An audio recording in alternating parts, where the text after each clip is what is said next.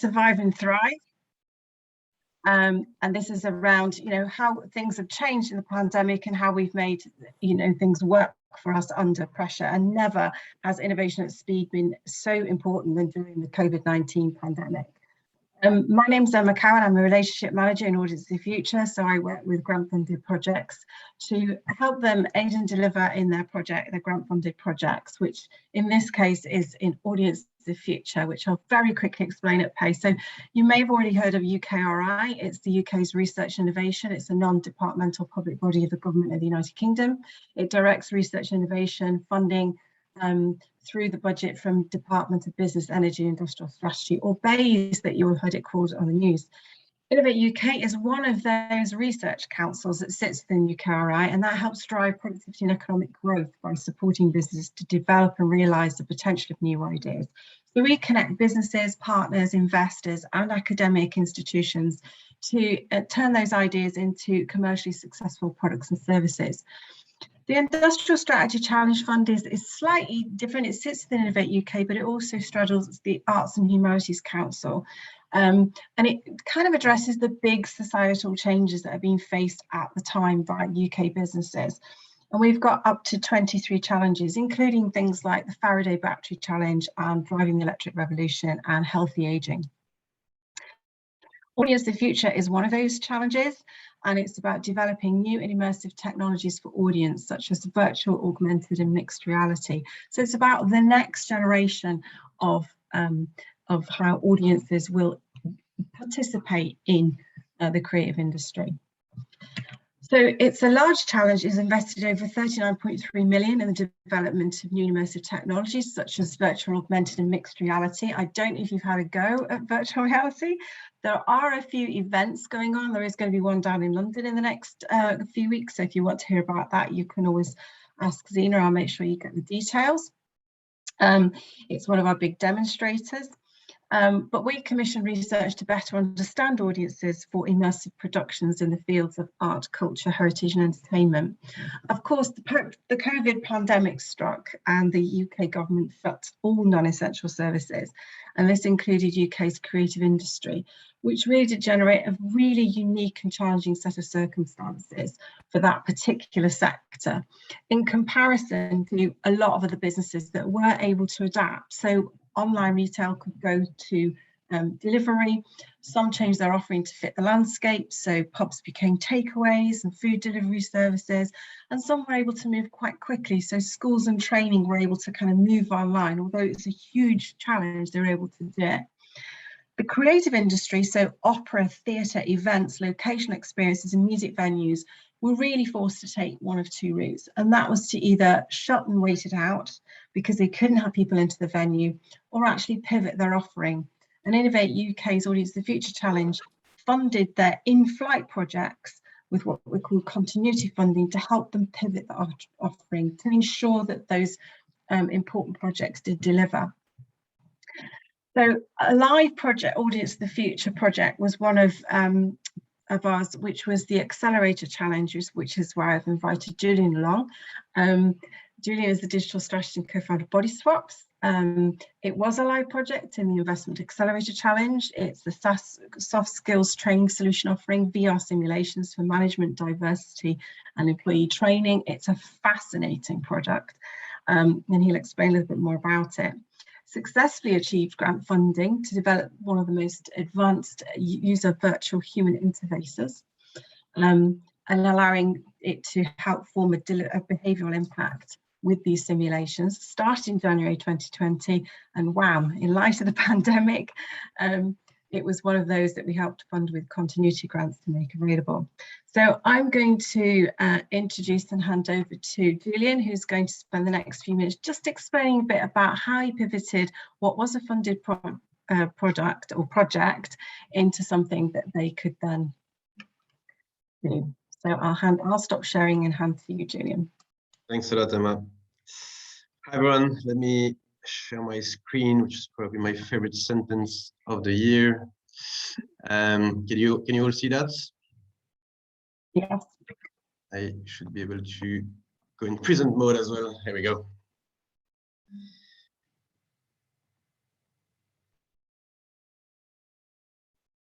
Here we go. So nice to meet you all. So I'm Julian, co-founder of Bodyswaps, as Emma mentioned. The purpose of Bodyswaps is to transform behavior, and I'll explain briefly how we do this. Today I'll be talking about how we pivoted and why we pivoted during COVID. One word about Bodyswaps. Bodyswaps is an immersive education platform focusing on soft skills, as Emma said. So soft skills are communication, leadership, management. And the platform is designed to drive behavioral change at scale by enabling soft skills training that is effective, scalable, and measurable. So just a quick word about how we do this for context for the why we pivoted. So Bodyswaps is first and foremost a learning format, and that format leverages virtual reality and artificial intelligence. It's based on academic research. It's been further developed with behavioral scientists and learning designers to become the most effective soft skills training there is. And the way it works is by immersing learners in workplace scenarios, performance review with an employee, a team meeting, a chat at the coffee machine, a job interview. So workplace scenarios where they get to interact with virtual humans, using their own voice, using their own words, the same way I'm talking to you now, using their own body language, because they're in virtual reality, we can track this. And through the magic of virtual reality, they get to swap bodies, hence the name Bodyswap. And so they get to find themselves in the body of the virtual human they've just been speaking to, and hear and see themselves back from that perspective. And it is demonstrated that self-awareness is a key driver for behavioral change. So you will see and hear yourself, and you will necessarily find things that you would improve, whether it's what you say, how you say it, or your body language. So that's the first level of learning. And the second level of learning is the automated feedback that you get on your performance. So very briefly, we leverage VR and AI to capture body language, semantic, and currently experimenting with emotion data. And we use that data to provide hyper-personalized feedback and actionable recommendations to the learners. And the idea is that with this feedback and with these recommendations, learners then go back to step one, practice over and over again, and become more confident in applying those skills in real life. Now, why did we have to pivot, and how did we do it? So we started in 2019, our company. We were a VR company, virtual reality, and our vision was pretty much what you saw there. We managed to get a prototype funded by a customer in 2019, and we went on to apply for an Innovate UK grant to develop a minimum viable product that we would then bring on to market. And in Q4 2019, we got awarded the grant. In Q1 2020, we started the development of the minimum viable product. And then, as you all know, COVID happened, not expected by anyone. And remember, at the time, we were developing a minimum viable product for virtual reality headsets and proudly positioning ourselves as VR headset agnostic, meaning that we were compatible with all major VR headsets around. But as you can imagine, when COVID happened, it created a few challenges. Clients postponed their deployments. They just had other priorities at the time. And also we had just started looking for investments to fund the development after the MVP. And of all of the investors we were talking to at the time in Q1, Q2 2020, were keeping their existing funds to fund their existing portfolio companies and not unlocking any new fund for new companies. And obviously there were new considerations like hygiene. It wasn't the best time to pass headsets around from head to head. And the fact that everybody was working from home and not many people have access to a headset at home was of course a challenge. And so that's when we decided to change our strategy, and we decided to make our platform compatible with PC and mobile devices, which was not the plan initially. We kept the learning objectives and the learning design of our training modules, but we adapted the UX and the UI to these new platforms so that people could access them from home on their own personal devices. To do that, we needed funds. And at the end of Q2, Innovate offered, as Emma mentioned, what they call the continuity grants, which was essentially additional money that was made available to existing grantees. And so we applied for that grant, explaining that we will be using it to make our platform compatible with mobile and PC devices, and therefore increase reach. And so we did get the funding. We did develop a mobile version and PC version of our platform, and it turned out to be really successful. So much so that today it is an integral part of our business. We remain a VR-first company. We design our product for virtual reality, but our platform remains compatible with mobile and PC. And what we had not realized at the time is that beyond the increased accessibility and reach, today it's also enabling customers to easily integrate our solution into blended programs. So we have more and more customers who are basically enabling learners to access virtual reality headsets on site in their office or on campus when it's a university or college. So you could access the hardware, but then you'd be asked as an employee or student to practice autonomously at home using your own device in between sessions, in between training sessions. And so it's become a tool for coaches, trainers, head of learning, HR departments to basically integrate into their blended programs. Last but not least, very recently, we, along with M3, a company owned by Wiley, the publishing company, we tested the performance of our PC-based simulations versus traditional face-to-face training methods.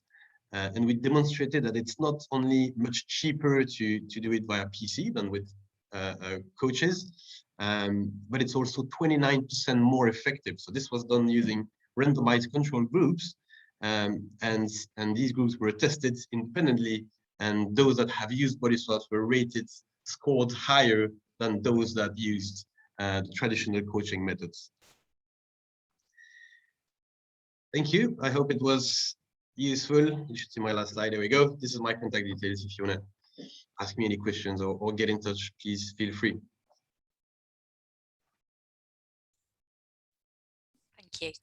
Okay, shall I move on to mine? Shall I start sharing my screen again? Thank you, Julian. That's really good. That's really fascinating. It is an awesome project as well, an incredibly fascinating product. Thank you. Thank you. I'm looking to share my screen. There we go. Okay, Over so to you, Emma. Come back to mine. So, thanks again for that, Julian. That was great. Just going to move on. There you go. So I'm going to talk about another almost even more difficult project. Part of Audience of the Future programme also has what we have, the demonstrators, and they're 4 groundbreaking projects that represent the most advanced public sort of locational trials of VR, ER and MR. Now, the Royal Shakespeare Company, or RSC, had a unique team of cultural industry practitioners and researchers exploring and shaping the next development stage of live performance. Now, this was initially planned to be a locational thing. So the original idea was to have a locational visitor experience in Stratford where the audience would not just be present at this performance, but also be able to be more immersed in it and also to interact with it. So what you're going to see next is I am going to share a video. There are some quite high-tech solutions in there, including what they call mocap suits, which is you'll see on the actors, which is a suit which is full of sensors that basically tracks all their movement, and also the use of game engine technology. Gaming engines are some of the most powerful things that they can use for things like creative content. And also live streaming of the performance globally. So one thing to remember is to understand that actually what they're doing here is showing something live. So I'm just going to swap screens for you, and I'm going to show you, this is the story of how Dream have initially a locational performance, made that change and moved to something different. So I'll press play and hopefully all of them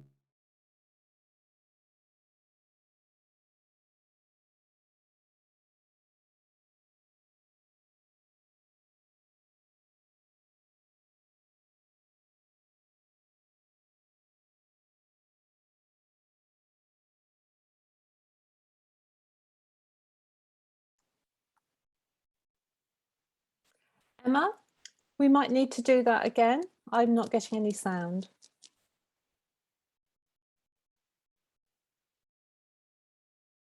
Could you hear the sound? Okay. No sound was coming through for me. Okay. When you go into screen share, if you just click the button at the bottom that says share sound. Hold on a second. And then what I'll do is I'll forward it to where we were as well. So.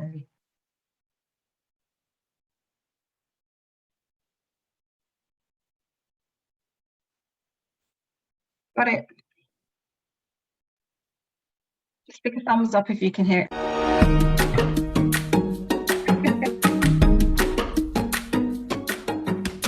My name is Oriana Neidecker. I am based in London and I was the real-time producer for Dream. I managed the development team and originally I worked for Marshmallow Laser Feast. My name is Julia Walter. I am the project manager on behalf of the RSC for the Audience of the Future project live performance. So I've been on the project for 2 years, was brought in to work on the Stratford version of the show, and due to lockdown we stopped the production of that and digitally pivoted, and that is the show that you now saw, which is Dream. Dream was unique in that it was the product of a convergence of multiple disciplines. So there were a lot of different teams that were involved to make this particular kind of live interactive performance in a series of shows.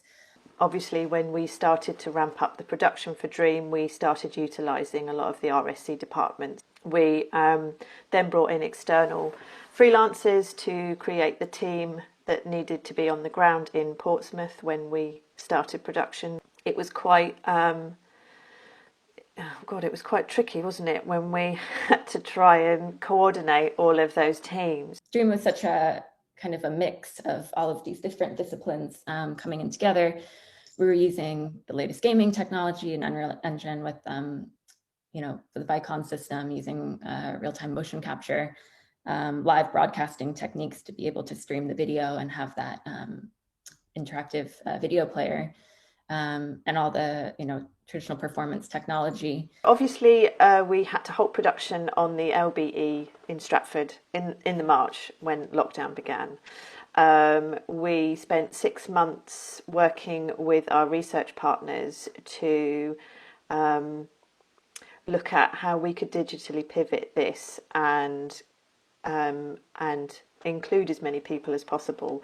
And the research from i2 Media displayed there was a real need for togetherness and liveness, and also there was a digital inequity. So we wanted to make sure that we created a experience that most households could see.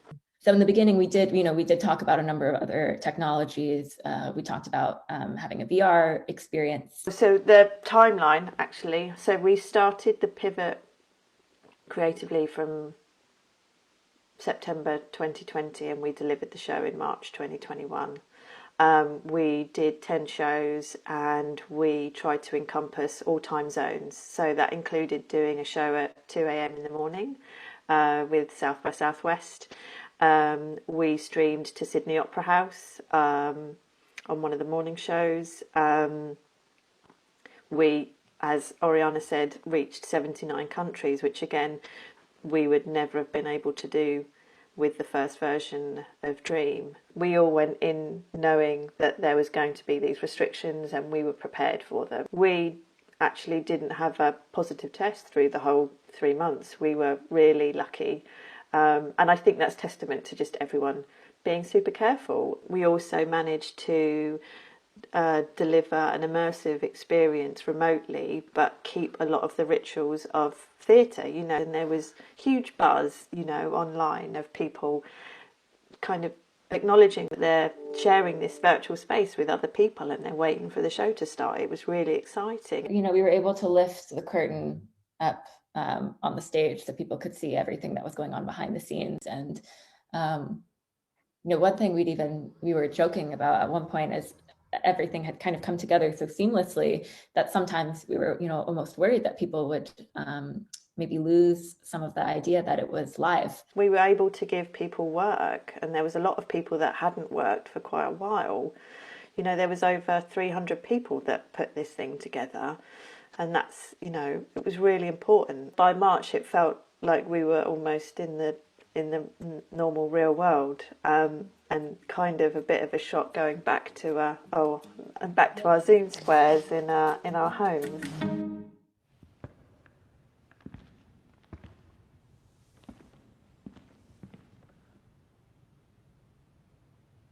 Follow me.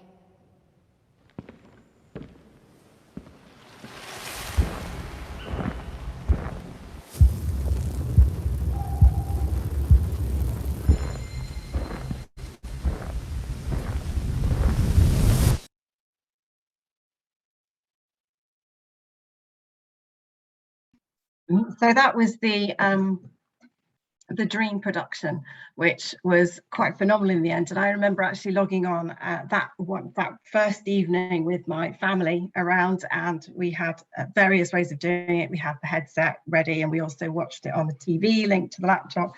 And it was just phenomenal. And what was great is that at some points they were showing you what was happening in the imaginary world, but they were also in a small box at the bottom showing you the actors live performing in that space. And it really was incredible. But I think the one most important thing as I close this off is that the most important message here is the fact that what started off as a massive challenge of the pandemic actually created an opportunity for many. And one thing I heard from one of the gaming companies was that actually accelerated technology development from between 5 and 10 years, just simply due to the change in demand and the need for rapid delivery. So I think that's one of the key messages of when a challenge becomes an opportunity. But I'd just like to say thanks to Julian for joining me. I really appreciate him taking the time to share his story, and also thanks to all of you for listening, and have a great rest of the day. Thank you, Emma and Julian. It was so interesting, and so interesting to see an industry that perhaps some of us aren't so familiar with as well, and how you've kind of managed those changes. Just any questions or comments for either Emma or Julian? I know they're more than happy to answer those. So if you do have any questions or comments, I know Emma, you're happy to connect with anyone on LinkedIn. Jane's actually raised a hand. Jane, would you like to unmute yourself and ask your question? Yes, I'm Jane Garner from Rico UK Products Limited. It's more of a comment. I've been working closely with some team members on something called HoloLens that we're using for virtual tours. Obviously, with COVID hitting, we have a customer experience centre that's been very quiet. And with this HoloLens that we've produced, we've managed to get be back into the thousands of visits back into our factory. So it's a fascinating piece of work. Thank you for sharing. Thanks, Jane. Any other questions or comments, or have they completely stunned you with what's now possible in this world? It did stun me when I first went into the world of VR. It was quite news to me, but the kind of journey of exploration through it is quite significant. And there are some other location experiences coming online, and there's one of the demonstrators starting in London next week, and I think it's called gosh, it's now left me because I'm on the spot. Oh, Future Origin, that's it. It's based in London. So if you look for Future Origin, you'll see, and you'll be able to go along and experience that. And they're all under COVID guidelines. Well, thank you both very much for sharing your experiences with us. And I'm sure, Emma, you're going to be around for part of the day. If anyone does have any questions, they can message you direct. Julia, perhaps you could put your full name into the chat function for us. If you're happy for anyone to connect via LinkedIn, that would be great. But thank you both, and thank you for kicking off our meeting today.